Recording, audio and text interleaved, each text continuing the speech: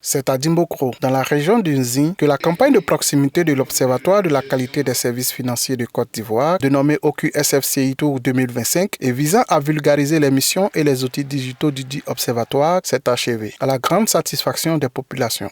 Nous ignorions l'existence de cette structure du ministère des Finances qui vient vraiment nous permettre de régulariser nos dépenses et les canaliser surtout.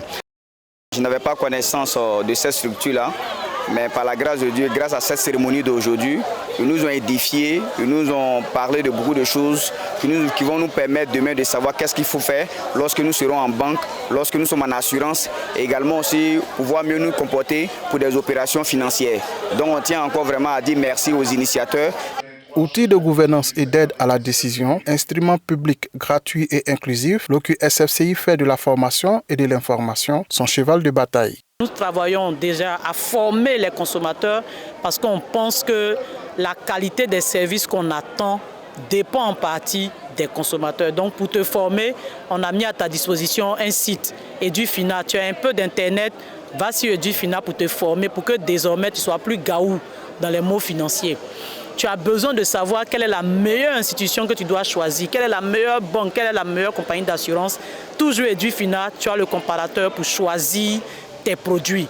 Voilà ce que nous sommes venus dire à nos populations. Pour le ministre des Finances et du Budget, Adama Coulibaly, au-delà de la bataille de la communication, l'OQSF se doit de veiller aux intérêts des populations. Je voudrais vous indiquer qu'il est important pour chacun de savoir ce qu'il paie comme frais lorsqu'il a affaire aux institutions financières.